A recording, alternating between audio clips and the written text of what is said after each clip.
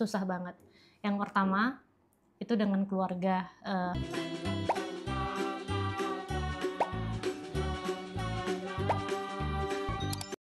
Assalamualaikum. Oke.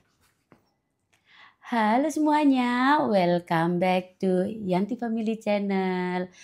Sebelumnya gimana kabarnya saudara onlineku dimanapun kalian berada? Semoga sehat walafiat, tidak kekurangan sesuatu apapun. Jangan lupa bahagia dan selalu bersyukur. Nah, kali ini aku bersama Dewi Pobo lagi. Ini masih nanti malam pulangnya, jadi kita masih ada kesempatan. Nanti sore sih intinya ya. Tapi masih ada kesempatan untuk ngobrol-ngobrol dan curhat bareng. Oke, pertama-tama tentang apa ini ya? Tentang apa enaknya? Ngobrol kehidupan aja kali ya. Ngobrol kehidupan. Misalnya apa ya? Susahnya hidup di sini. Susahnya hidup di sini. Kalau kamu gimana? Susahnya hidup di sini? Susah banget teman-teman. Karena aku ngobrol ke depan ya. Karena saya kan waktu awal datang ke Spanyol itu pertama kali datang kan di Irlandia ya. Cuman ada adjust waktu di Irlandia. Cuman pas kesini itu memang susah banget.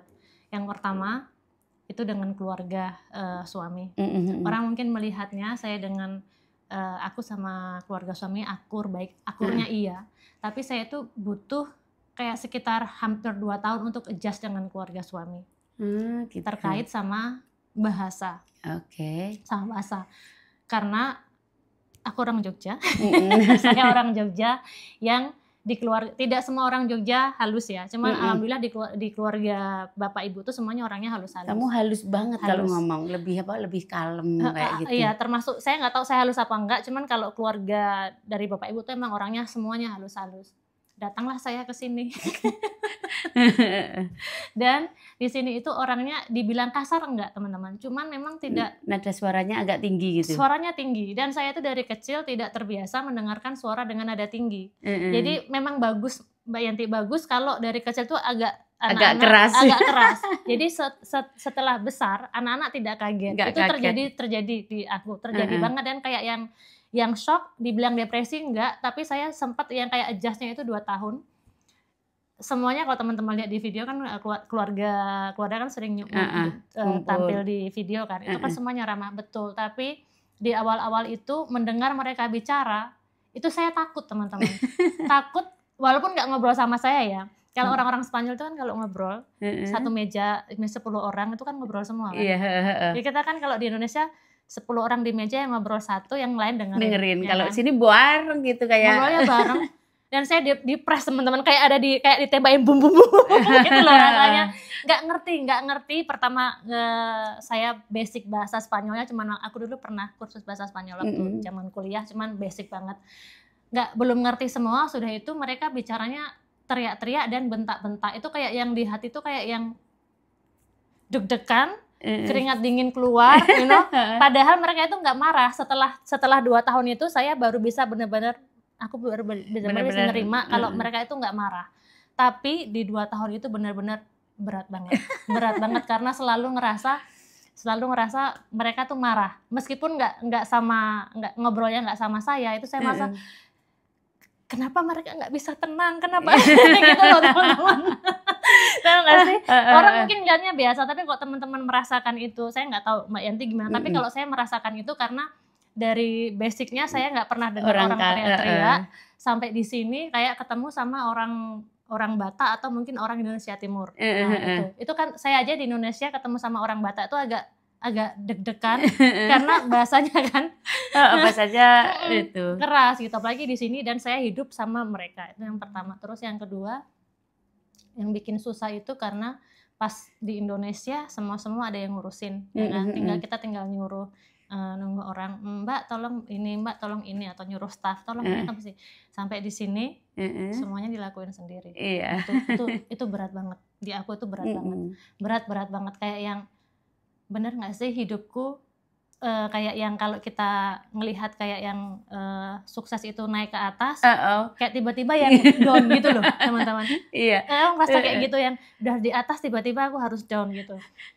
Terus pernah nggak, aku tuh ngerasa ya, pernah ini bukan di Spanyol tapi ini di Irlandia sama suami. Gerimis, di Irlandia itu kan kotanya kota hujan ya. Kita mau ke airport. Di Indonesia kalau saya ke airport, saya pesan taksi. Atau minta antar siapa atau pakai mobil. Pokoknya super easy. Super easy lah. Nggak pernah complicate hidup gitu. Di Irlandia kita ada mobil. Kita bukan naik taksi, naik bus teman-teman. Aku naik bus terus sampai yang bilang, wah kenapa suamiku memperlakukan aku seperti ini? Pernah sampai di titik itu. Kenapa kita nggak bawa mobil aja ke bandara, ke airport, terus kita terbang. Lalu kita mau liburan ke sini, belum ada materi waktu itu. Ya Allah berat banget. Itu hujan-hujan ya, udah rintik hujan ke bus stop itu aku netesin air mata. Tapi kan nggak kelihatan karena hujan. Suamiku nggak tahu kalau aku nangis gitu. Nggak komplain sama suami, cuman kayak ngeresula gitu loh. Kok gini sih gitu. Ternyata setelah berkehidupan, karena saya merasa waktu itu tuh ini mungkin prosesnya. Tapi sekarang terus aku ngerasa ya memang orang-orang di sini memang kehidupannya memang seperti itu. Hidupnya keras, semuanya sendiri. Itu makanya saya bilang sama teman-teman kalau nonton video-video saya, aku selalu bilang gini, teman-teman kalau kan banyak yang nanyain gimana caranya dapat bule dan segala macamnya. Aku selalu bilang sama mereka. Yang perlu dipersiapkan itu justru mentalnya. Persiapkan diri kita untuk yang the worst, hal-hal yang buruk yang bakalan terjadi gitu. Karena itu saya alamin teman-teman. Dan setelah hidup bertahun-tahun dengan suami, dengan keluarga, baru ngerti dan itu rasional banget alasannya. Jadi tidak ada alasan hati ke hati, sensitif, sakit hati atau kemudian enggak. Ya karena kalau yang bus itu ternyata kalau musim hujan cari taksi di tempatku tinggal di Irlandia itu susah. Sulit, yang pertama, yang kedua nggak bisa bawa kendaraan ke airport karena waktu itu aku ingat untuk sewa space di airport pada saat itu seharinya itu harganya sekitar 80 euro dan kita mau pulang ke sini 3 minggu. Jadi 3 minggu 21 hari kan, 21 dikali 8. Udah berapa gitu. Itu nilainya tinggi dan walaupun kita punya uang tapi kayak sayang gitu. Ya, kita mesti ngerti not worth it. Value-nya uang itu apa. Sementara kalau naik bus pada saya itu kalau nggak salah cuman bayar 1 euro sekian gitu dari ke airport. Cuman karena di Indonesia terbiasa, ini jeleknya kita ya, terbiasa di zona nyaman gitu akhirnya merasa teraniaya. Merasa teraniaya. Jadi memang benar, jangan terlalu lama di zona nyaman. Karena kalau terlalu lama di zona nyaman kaget melihat kehidupan yang real itu tuh kaget teman-teman. Oke. Gitu. Kalau aku malah sebaliknya. Malah sebaliknya kamu. Soalnya kalau mertuaku orangnya kan kalem. Keluarga aku itu lebih kalem, ngomongnya lebih halus. Kalau keluargaku yang di Blitar itu wak kayak apa gitu. Jadi nggak ada kaget-kagetnya kalau soal itu. Terus kalau soal kayak kehidupan sehari-hari karena aku sudah hard working, jadi ya aku nyaman kayak jadi princess malahan waktu itu. Karena pertama-tama aku kesini itu kan aku ikut mertua, terus belum bisa makan makanan sini kan belum bisa. Terus suamiku itu selalu searching, mertua saya aja searching di mana dapat rice cooker dan lain-lain itu selalu searching. Terus mertuaku itu kayak masak paella itu yang aku suka. Hampir biasanya itu 1 minggu cuma 1 kali makanan kayak gitu, seminggu bisa 2 kali sampai 3 kali biar mantunya makan nasi teman-teman. Untungnya itu ada untungnya juga. Kalau soal pekerjaan sehari-hari, waktu itu kan aku masih sendiri, belum ada anak-anak, jadi kayak nyantai banget. Terus di rumah mertuaku yang dulu itu kan gede rumahnya, jadi ada pembantu setiap hari, jadi aku nggak ngapa-ngapain kayak princess kecuali sekolah. Waktu itu aku masih sekolah bahasa Katalan di sini. Jadi cuma sekolah, pulang, makan, bobo itu aja dulu yang pertama-tama. Terus makin kesini mertuaku sudah nggak bisa gendel rumah yang gede karena pengen yang pis cuma yang itu kecil. Jadi pindah lagi ke Meridiana sini, nggak yang pinggiran dulu. Terus habis itu sudah di sini kita ngontrak. Dulu itu pernah kita ngontrak yang di Meridiana, mungkin kalian tahu. Sebelumnya kita di Tarragona, malah jauh. Pernah Tarragona karena suamiku masih belum mertuaku itu kan ada perusahaan, tapi suamiku itu nggak mau ikut orang tua gitu. Jadi lebih independen gitu. Dia kerja di Hong Kong dulunya. Habis itu kerja di Poland. Habis itu disuruh kerja sama mertua masih belum mau. Kerja di Tarragona di kayak pabrik kertas kayak gitu. Jadi direktur di sana. Waktu itu selama 2 tahun aku ambil Erik, anak pertama. Masih biasa aja sih aku ya, soalnya makan sendiri cuma sama suami, jadi kayaknya lebih isi menurutku daripada kehidupanku yang sebelumnya.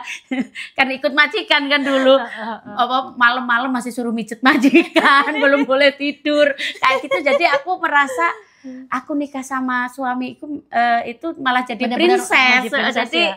Kayak kebalikannya, kamu di Indonesia kayak princess, di sini. Iya, kalau aku dulu kan sering ikut orang, jadi udah kerja rodi dan ikut suami, jadi kayak princess teman-teman. Aku pernah ya, waktu pas masih awal-awal itu yang masih 2 tahun pertama itu. Kalau sekarang kalau keluarga datang tuh seneng, keluarga udah seneng, ngumpul-ngumpul gitu seneng. Tapi dulu kalau lagi sholat tuh ya doanya, mudah-mudahan hari ini nggak ada yang datang. Ya Allah, karena nggak bisa aku dengar orang ngobrol biasa. Kalau teman-teman melihat keluarga saya ngobrol yang di vlog, ya ngobrol seperti itu. Tapi pada saat awal-awal 2 tahun itu saya deg-degan. Jadi kalau setiap sholat itu berdoa, ya Allah mudah-mudahan hari ini nggak ada keluarga yang datang dan nggak dikabulkan sama Allah. Kenapa? Karena kan keluarga kan seneng nih, ada mantu baru, ada keluarga baru orang Indonesia gitu. Setiap hari berdatangan. Apalagi di sini itu weekend itu quality time sama keluarga, pasti kita kumpul jadi satu keluarga, makan bareng kayak gitu kan, iya kan? Iya, benar. Jadi setiap 1 minggu itu kita selalu itu, walaupun nggak dalam vlog, karena di dalam keluargaku ada 2 atau 3 yang nggak mau di dalam vlog, jadinya aku jarang banget untuk bikin sama mereka. Kalau ada kayak adiknya suami itu aku nggak bikin vlog, kayak gitu ya, menghargai ya teman-teman ya. Tapi mereka sangat baik banget, sangat welcome sih, nggak yang gimana-gimana kayak gitu.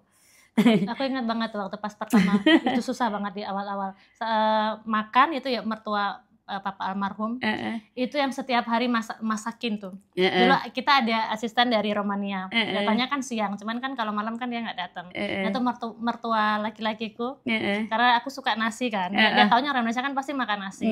Itu selalu dibuatin tiap malam, hampir setiap malam. Mau tahu sopa de ajo nggak? Tahu. Yang pakai telur, pakai telur itu. Tapi jadi sopa de ajo itu seperti makanan khas isi orang sini. Jadi cuma bawang putih sama air, bawang putih sama beras. Sama iya, tapi kalau orang sini kan ada yang pakai ada roti, ada yang roti gitu juga. Tapi karena mereka tahu orang Indonesia tuh makan nasi, selalu dibuatin itu. Terus berarti sama, aku juga gitu. Bawang putih sama nasi.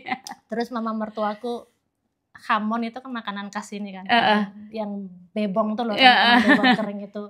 Nah kan kita kan cuma ngelihat ya, karena kan nggak konsumsi babi, kita kan cuma ngelihat.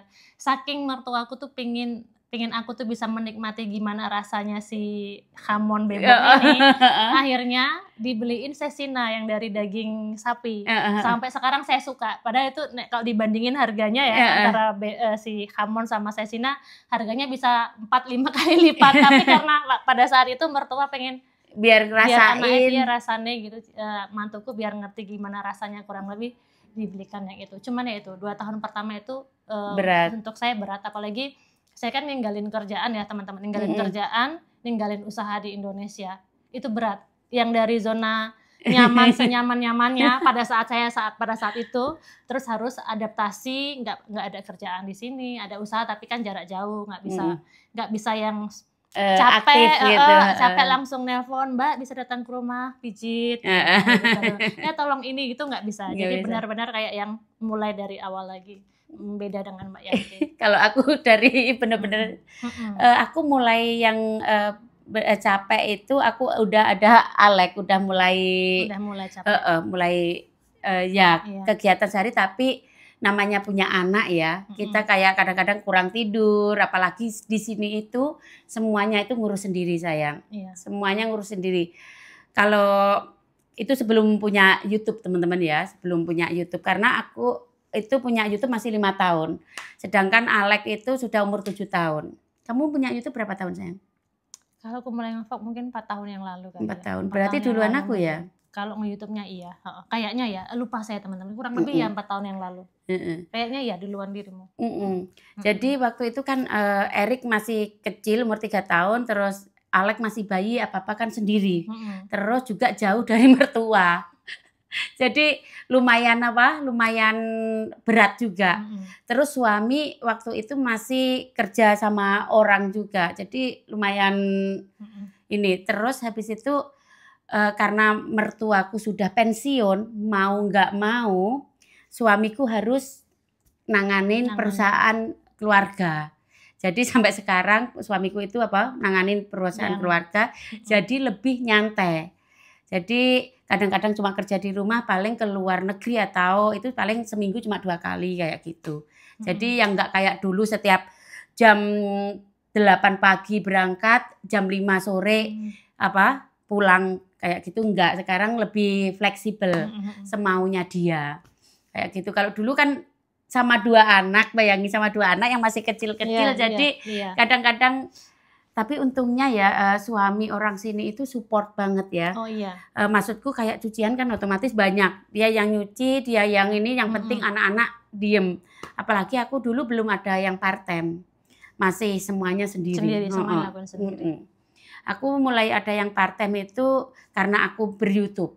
Jadi kalau ngerjain semuanya aku nggak cukup waktu. Itu semuanya itu pasti harus ada yang dikorbankan ya. Iya benar. Soalnya terlalu capek kalau nggak ada yang part time. Terlalu capek teman-teman. Iya. Iya benar. Bisa bayangin ya. Terus aku pernah juga yang susahnya di sini, yang kayak yang bukan down tapi merasa kayak yang di titik yang harus bangkit dan menunjukkan, itu yang masalah bisnis. Jadi kemarin saya ada cerita sama Mbak Yanti, saya tuh sama suami bisnis kita pisah, siapa yang in charge, yang tanggung jawab. Misalnya yang ini suami, yang ini saya gitu. Terus yang urusan saya kan ada kirim barang dari Indonesia ke sini ya Mbak Yanti. Itu yang kebetulan yang in charge aku. Terus kita nemu satu klien, orang sini, orang Barcelona. Nemu satu klien orang Barcelona. Tidak tahu gimana dia itu punya riwayat bisnis sama orang Indonesia, tapi seperti yang meng-underestimate-kan orang Indonesia, kayak yang memandang nggak bisa kerja. Orang Indonesia nggak bisa kerja gitu loh. Terus waktu itu dia ada masalah sama salah satu produsennya dia yang ada di Indonesia. Terus ngerasa kan teman-teman, kalau kita kerja sama orang yang kayak nyuruh-nyuruh kita tapi dengan hati, atau nyuruh-nyuruh kita karena merasa dia superior, merasa lebih baik, itu kan kerasa kan.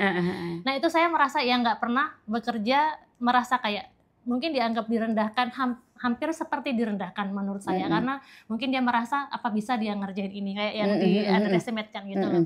Itu saya pernah ngalamin itu. Tapi alhamdulillahnya itu kayak ada motivasi di diri saya, ada kayak 2 sisi down, sama yang satu tuh memotivasi diri sendiri gitu. Harus lebih gitu.